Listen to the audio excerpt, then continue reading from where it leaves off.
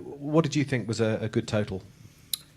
I think at 35 overs we were looking at 300. I think it was an extremely dry pitch for here, a lot more than what we normally play on. And I think up front certainly it was a lot easier with the new ball, and it just got harder and harder.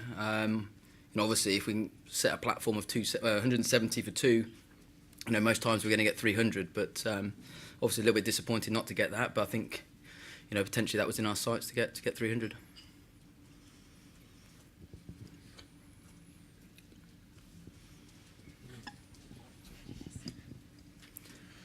That was a pretty exceptional bowling performance, would you say? Outstanding, yeah. I mean, up front, the first 10 overs were going to be very important for us. I think the best time to bat on the wicket was the hard new ball.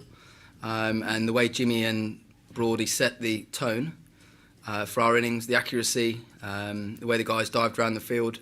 Like I said, the first 10 overs were always going to be very important for us, and believing that the longer the innings went on and the ball got a bit softer, there'll be turn for Treadwell, and we'll be able to keep it nice and tight in the middle to late overs. So the first 10 overs were absolutely outstanding from Jimmy, and it's great for us as well to be able to celebrate him becoming the leading wicket taker as well. So that's it's been a massive day for him.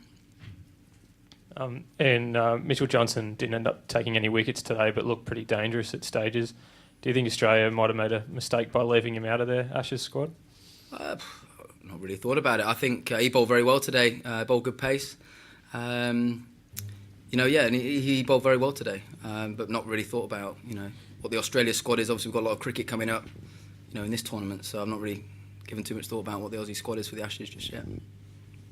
And do you think it will help? Think it'll help England maybe when it's batting first? You guys knowing perhaps what a good score is, and other teams maybe have less of an idea of what that's going to be when they're batting first. What, just at Edgbaston or just all over England? All over these, and Wales, yeah. Yeah, I guess so. That to me was a very different to a normal wicket that we'd play a one-day international on. It was a lot drier, like I said. For Edgbaston pitch, I'd expect it to stay together a bit longer. But yeah, we certainly have an advantage, obviously, being at home. But that counts for nothing. You still got to play good cricket. And I think New Zealand just showed that to us in the one-day series. If we don't play to our potential, there's 8 very good teams here that can win this competition. And going in without Swan and Finn, who've both played a lot of cricket for England, that perhaps showed a bit of flexibility that you can go about it in a number of different ways.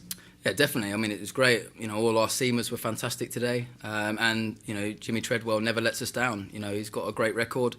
And like I said, it was unfortunate Swanee was injured, but like I said, perfect bloke to come in and replace him. He's been fantastic for us every time he gets the opportunity. The way he goes about his business is outstanding.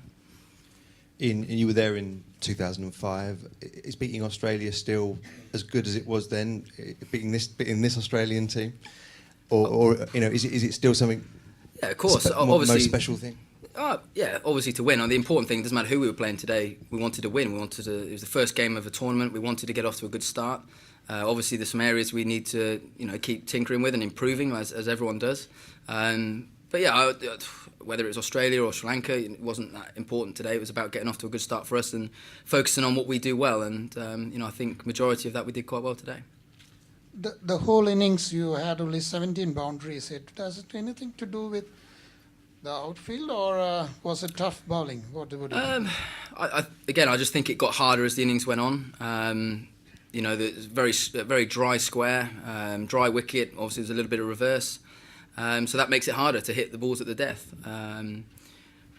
Like I said, every time there was a new batter that came in, and we saw the same with Australia. It wasn't going to be easy for guys starting. And the ideal plan for us was to try and get 2 guys on naught, which we managed to do a couple of times. But yeah, it wasn't the easiest pitch, I don't think, to smack boundaries in the middle to late overs. But up front was the opportunity with the newer ball to maybe go, try and get as many as you could up front.